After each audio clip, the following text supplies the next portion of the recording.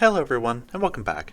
Today we're going to be continuing our exploration of how to build statistical models and begin our discussion of a very important phase of model building, and that is dimensionality reduction.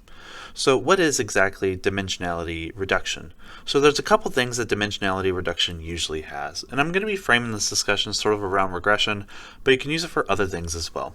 So let's assume, for example, we have y is equal to beta 0 plus beta 1x1 plus beta 2x2, all the way down to, say, let's assume beta pxp. And we could also have this in a multivariable realm where you have several different y variables, yk, where k ranges from, say, 1 to d. So let's assume that we're interested in making this model a little bit more smaller by either reducing the number of x's that you see or reducing the number of y's that you see. So in some sense, we can remove things because of, multicollinearity or high variance inflation factors, or maybe, high other things like high interaction or high multicollinearity or something along those lines. But let's assume that once you remove that particular variable, you actually lose the information that the variable brings to the table. So is it possible to still keep the information for which those variables have, while also still removing that variable from the model? So that's usually what dimensionality reduction aims to do, compared to just variable removal or variable selection. So a couple things that dimensionality reduction does. Obviously, it helps decrease the amount of memory that your model is going to take up, and in turn is going to typically have a higher computational speed. Model visualization is a common sense thing because it's easier to analyze, for example, 4-dimensional systems compared to 15-dimensional systems, because we can always break a 4D system down into a bunch of pairwise 2-dimensional or 3-dimensional spaces. But in particular, from the statistical side, it addresses quite a few things. Obviously, it addresses the overfitting issue because, as you know, as you increase the number of predictors, the SSE naturally tends to 0, even if those predictors are not actually contributing meaningful things to your model, which is typically where things like added variable plots would enter the discussion. Noise reduction, for example, there might be some variables that are adding a lot of weirdness to our model that we sort of want to remove, and we want to figure out what variables are actually doing that. Multicollinearity, if x1 and x2 are correlated with one another, that's a bad thing, so possibly we should remove x2 but still preserve the information that x2 brings to the table. Model performance, that's a trivial thing. And also variable interpretability, so they're not interacting with one another and sort of making one other variable seem a lot more effective than it actually is. All right, so let's see if we can build our strategy down. And the strategy we're going to be talking about today is called principal component analysis. Some people will just refer to it as PCA. So what exactly are we aiming to do? Let's see if we can build a nice framework. So let's assume, at least from the regression perspective, we have our SST, and our SST is typically partitioned into our SSE term and then our SSM term, which I'm just going to write over here. So our SSM term is typically broken down into several components. For example, this SSM term can be broken down into, for example, the SSM for the first variable, the SSM for the second model, third variable, fourth variable, and let's assume all the way down to the fifth variable, right? And this box could be a higher dimensional box if you have more than one y. So again, our goal is to remove some of these model components, but still preserving.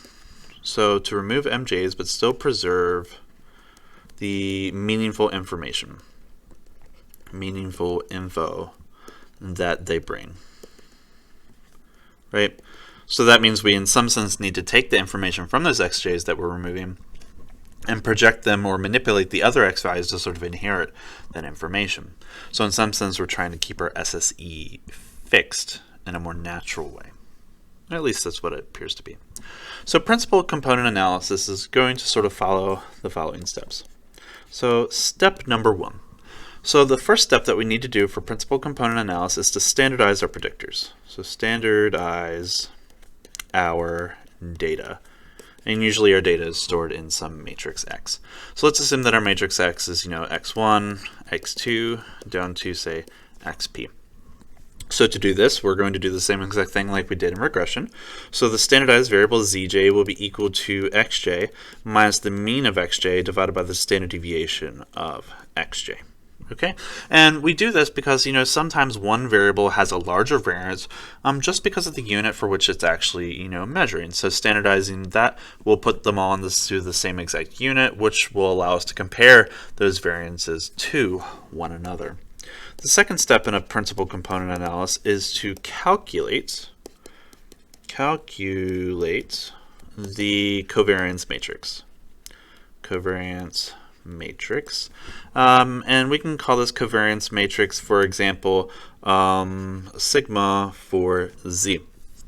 So the covariance matrix for our standardized data set.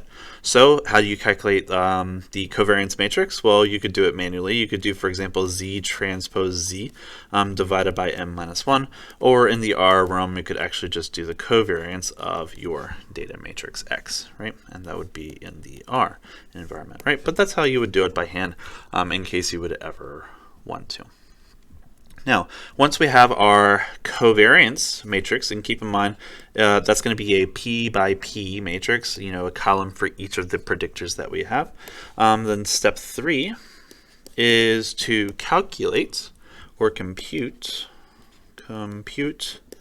the eigenvalues and also the associated eigenvectors of that covariance matrix. Sigma z, right? And these eigenvectors are going to be called the principal components, right? So that's where the principal component analysis comes in, because we're going to be analyzing the eigenvectors for our variables. So what exactly do the principal components describe? Well, it describes the direction for which the data, not that data, or the data, varies the most or least. We're going to be primarily interested in the directions for which it varies the most, or the highest eigenvectors, or which is going to be created via hierarchy of the eigenvalues. Right?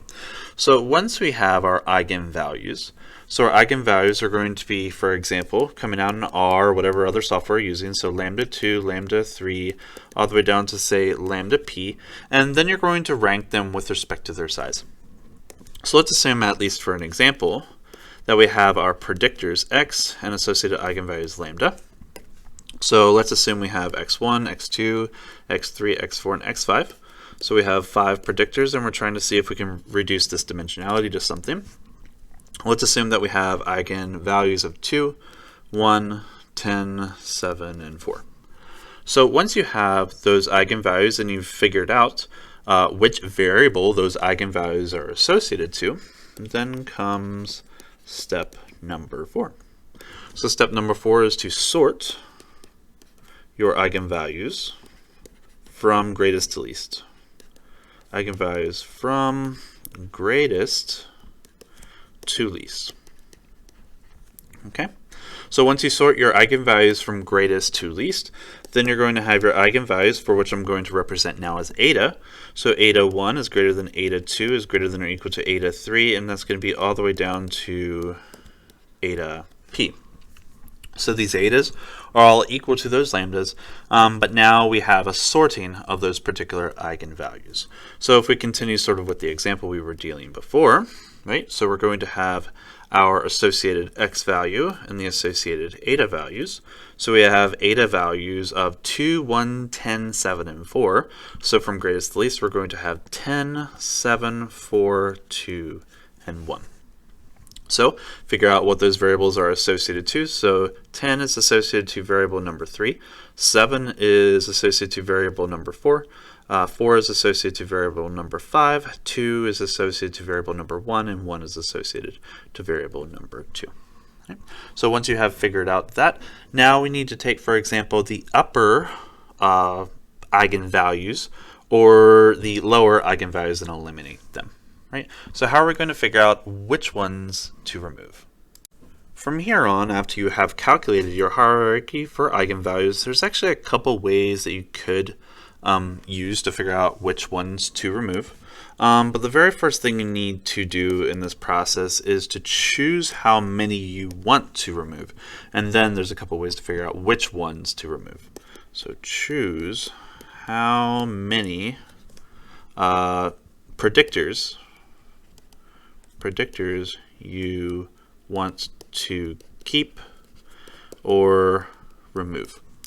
And the number of variables that we're going to keep, I'm going to represent as k for keep, and obviously k must be less than or equal to p. Right? So what is that going to look like? So if we actually look at our particular eigenvalues, let's assume this is going to be I, and let's assume that this axis is our eta I axis. And then we're going to have, for example, our first, our second, our third, our fourth, and our fifth, right? So this would be eta 1, eta 2, eta 3, eta 4, and eta 5. And we sort of plot our sorted eigenvalues from greatest to least. So what you're going to see is you're going to see something along this particular shape. So if we connect these points with a line, let's assume that we have sort of like that. If you notice, there's sort of this point where it almost flattens out, and some people will refer to this as an elbow, almost like an arm. Right? But again, this is a little bit of a subjective perspective, almost like NQQ and MQQ plots for normality and multivariate normality. So you either sort of see it or you kind of sort of don't, right? So, you know, there is some wiggle room as to how to define properly an elbow. So if you have defined that as sort of the curvature, I think a little bit more of a clear picture is when you have something like that, and then it's sort of definitely like something like that. Like that point would be a little bit more of a clear elbow if we were to see that in this plot. And sometimes this plot is referred to as a scree plot. Scree plot. I actually believe it's SCRE, but I could be wrong there. So a scree plot. So a scree plot is just a hierarchical graph of the eigenvalues of your associated covariance matrix. So once you have identified where your elbow is, what you're going to do is you're going to keep all of those eigenvalues that have up to or equal to that elbow, right? So in this case, we're going to keep 3 values and remove the lower 2. So once you have decided how much of your eigenvalues you want to keep, we have a couple of metrics to sort of analyze. So for example, the variance total, in case you don't remember, is going to be equal to the sum of those eigenvalues. So it's going to be equal to lambda I, where I ranges from 1 to p. So the remaining ratio of the total variance, which I'm going to represent as var RT, is just going to be equal to the sum of those eigenvalues, eta 1, eta 2, down to eta k. So those are the eigenvalues that we keep, divided by your total number of eigenvalues, eta 1, lambda 1, lambda 2, all the way down to lambda p. And this is obviously always going to be between 0 and 1. So this is the relative total variance that remains in your data.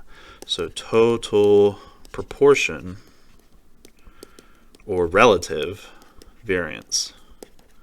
Relative variance represented by the remaining variables. Right? And usually we would like this to be, I don't know, around 75%, 80%. Some people will drop it down a little bit more. But the goal is to keep as much of these variables as possible, or remove as many variables as possible while still maximizing this above a reasonable spectrum, right? So if you remove some variables, like 5 of them, and you still have like 98% of your variability mentioned, that's actually very, very good for dimensionality reduction. Another method that is in practice is called the Kaiser criterion.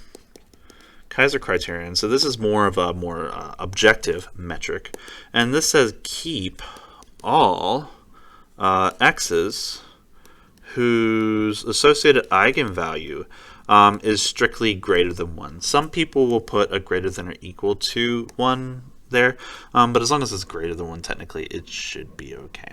Right. So as long as your eigenvalue is greater than 1, that's the variable you're going to keep. And if you have an eigenvalue between 0 and 1, then you would throw that away, associated to a Kaiser criterion for variable selection. Right. So this is a couple ways to sort of figure out which ones to keep, which ones to throw away. One by looking at a scree plot, and one by the Kaiser criterion. So now that we've figured out which variables we're going to keep and which variables we're going to move, now we need to figure out what are we going to do with the data. So one thing that you could do with your data is to remove those aforementioned variables, but keep x the same, just without those x's, right? That is, if you keep x1, x2, but throw out x3 and x4, you don't change columns x1 and x2, right? But if you just remove those columns, then you're also removing the information that they had, right? That is, you're not projecting the information of those vectors onto your kept variables, so you're losing that information. Hopefully it's not good information. And that's okay, but principal component analysis aims to preserve that information while still removing those variables. So principal component analysis, in terms of step 6, is to construct your projection matrix. So some people also call it a transformation matrix. So construct your transformation.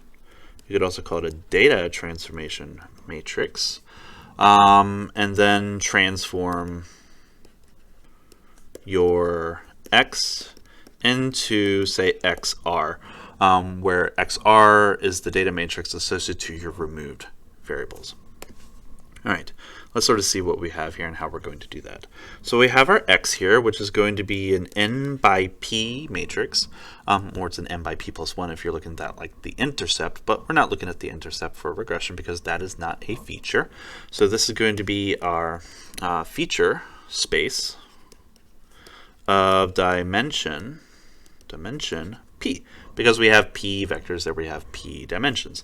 And then we also have sigma for our z. That's our standardized covariance matrix for our full feature space. And keep in mind, this is going to be a p by p matrix. So this is our associated standardized covariance matrix, and it has p eigenvectors. So it has p eigenvectors. So let's represent those eigenvectors in a matrix. Let's assume that this matrix's name is capital lambda. So this is going to have eigenvector 1, eigenvector 2, all the way down to eigenvector p. Right? So that is going to be your eigenvector matrix. So once we have our eigenvector matrix, then we're going to choose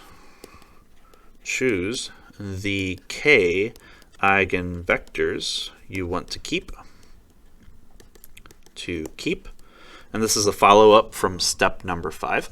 So once you figure out which eigenvectors you want to keep, then we're going to have a new matrix, which is going to be called W. And W is going to consist of eigenvectors U1, U2, all the way down to UK.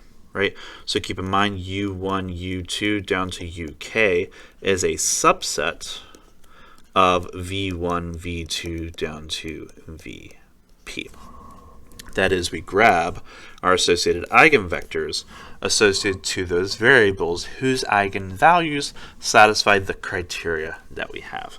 And keep in mind, this is going to be n by k, no, it's a p by k matrix, because this is a p by p, but we removed some columns, in particular whatever p minus k was, right? So now we have a p by k matrix.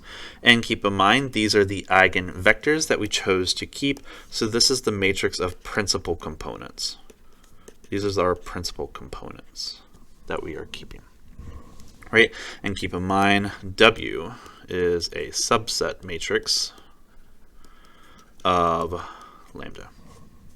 Okay, so once we have our principal components, then our new matrix XR will be equal to the product of our old X, which is an M by P, with our new transformation matrix W, which is a P by K. Obviously, the dimensions match, so then we're going to get a new matrix XW, which is going to be an N by K, which is going to be the dimensions of our new reduced matrix, which has, again, N rows, and now K columns. And here K is obviously less than or equal to P. Hopefully strictly less than P, else you haven't really done anything using principal component analysis. Okay, so a couple very important things about this structure, in particular for X. The columns here, so the columns could be dependent on one another. They could be dependent on one another, right? And that's bad. That's, usually data-based multicollinearity. But the columns of XR, they are constructed from eigenvectors. They are constructed from eigenvectors of a covariance matrix. And remember that the eigenvectors of a covariance matrix always form an independent set, right? So that means that if you use principal component analysis, the multicollinearity will always be removed, at least on the data side, right? So that's actually a very beautiful way of doing multicollinearity removal, is by doing a principal component analysis. And technically you could do it by even not bringing out or dropping the number of dimensions that you're actually working with, right? But it does come with a side, caveat to it. And I'll just want to make this as a note here. So the interpretation of XR, let's assume I, so the ith column of XR, is not as, clear as it is in X. Because, the remaining columns have sort of inherited some of the information from the other variables that you have removed, right? So if you have age and height in your current reduced matrix, but you had weight, then the interpretation of weight has kind of inflated into those particular things. So you can say, age and weight have this interpretation, height and weight have this interpretation, but you can't just look at the variables on their own, because they sort of have inherited the variance of the remaining variables. But you can still view them and analyze them graphically. Just keep in mind that they have inherited some of that interpretation. Right, so that's pretty much what principal component does, and it has all those advantages that I mentioned in the beginning. Okay, and let's make one last important note. So this reduction approach does not rely on labels and or the predictions in, say, the y column vector, which we would be using in regression. And those y's are still associated to our X matrix, and performs, and when we say and, we're talking about PCA, of course. So PCA performs only on X. Usually, when you have a method that's using performing dimensionality reduction, and it's only using your data X and not what it sort of constructs into, in particular Y, whether it be regression or logistic regression or what have you, then usually we refer to this type of dimensionality reduction method as an unsupervised method. An unsupervised method, right? And again, this is for dimensionality reduction. Dimensionality reduction. So that means principal component analysis is an unsupervised method for dimensionality reduction because it does not depend on the labels and or predictions Y and only performs on X directly. The only thing you have to sort of tell PCA is how many variables you want to have, or just have a Kaiser criteria automatically determine that for you. right? So that's pretty much what principal component is and how you set it up, and the implementation is actually quite easy in any language as long as you can find eigenvalues and eigenvectors for covariance matrices. So this is an example, again, of an unsupervised method. In the next video, we're going to look at an example of a supervised method for dimensionality reduction. So I hope you enjoyed this video, and I'll see you in the next one. Take care.